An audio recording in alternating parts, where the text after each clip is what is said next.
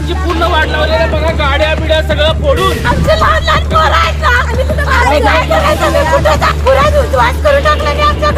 Police कर्माने काही सुरक्षा दिलेली नाही, पोलीस कर्माने काही सुरक्षा आणि शासनाने बेकायदेशीरपणा संपूर्णरित्या आम्हाला काही सहकार्य केलेलं नाही।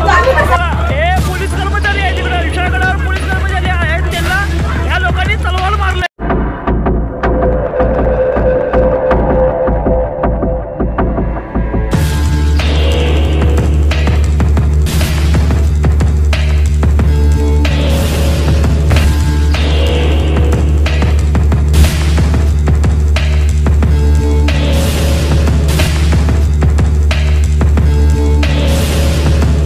कोल्हापुर से लगभग 75 किलोमीटर की दूरी पर विशालगढ़ किला मौजूद है।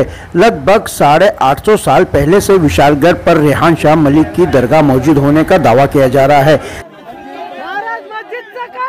जानकारी के अनुसार इसी दरगाह के आसपास परिसर में 57 दुकानें और मकान बिना परमिशन बने होने को लेकर हिंदूवादी संगठन द्वारा आंदोलन किया जा रहा है। रविवार को कुछ हिंदूवादी संगठन ने बिना पुलिस परमिशन के विशालगढ़ में जारी प्रशासन द्वारा अतिक्रमण की कार्रवाई जारी थी, तभी हिंदूवादी संगठन के कार्यकर्ताओं ने दुकान मकान सहित भारी सामान की तोड़फोड़ कर पत्थरबाजी कर नुकसान पहुँचाया। छत्रपती संभाजीराजे त्यांच्याशी माझी चर्चा झाली।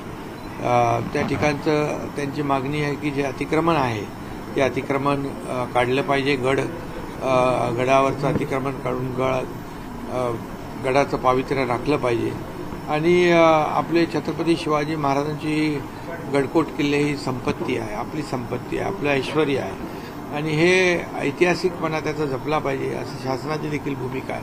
आणि म्हणजे या बाबतीमध्ये प्रत्येक गडकोट किल्ल्याच्या बाबतीमध्ये शासन नक्की विचार करते आणि यामध्ये देखील विशाळगडाच्या बाबतीत काही ज्युडिशियल काही प्रकरणं आहेत, सबज्युडिस मॅटर आहेत आणि ते कायदेशीर आणि सगळ्या बाबी तपासून यावर योग्य ती कारवाई केली जाईल। विशाळगडाच्या अनुषंगाने आज दोन वेगळे आंदोलन विशाळगड अतिक्रमण अनुषंगाने विशाळगडात होते। त्याच्या अनुषंगाने योग्य तो बंदोबस्त देखील पोलीस दलातर्फे ठेवण्यात आलेला होता।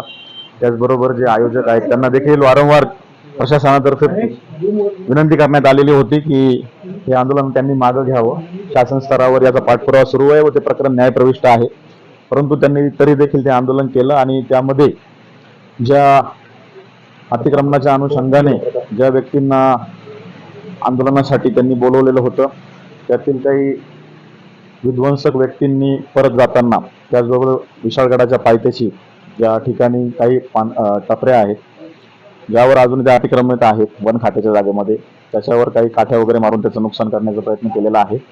त्याचबरोबर हे आंदोलन संपल्यानंतर परत जाताना गजापूरच्या पुढे ते विशाळगड या दरम्यान एक मशीद, त्याचबरोबर काही घरं ही विशिष्ट समाजाची हेतू ठेवून त्यावर दगडफेक करणे किंवा जाळपोळ करण्याचा प्रयत्न केलेला आहे।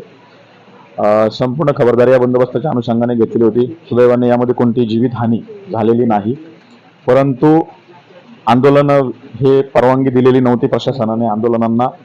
त्याचबरोबर आंदोलनातून परत जात असताना जे काही नुकसान या मॉबने केलेलं आहे त्या अनुषंगाने आता झालेल्या नुकसानीचे पंचनामे हे महसूल विभागातर्फे व पोलीस विभागातर्फे सुरू करण्यात आलेले आहेत।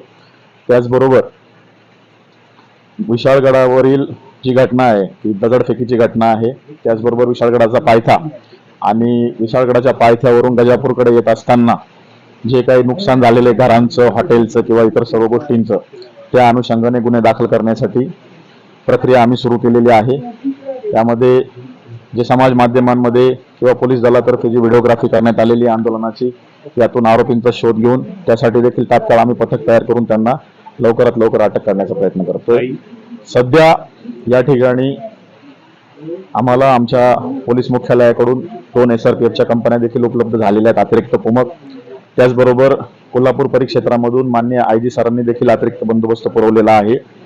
त्याचबरोबर संपूर्ण कोल्हापूर जिल्ह्यामध्ये देखील आम्ही बंदोबस्त लावलेला आहे की या घटनेची प्रतिक्रिया कुठे उमटू नये व शांतता राहावी।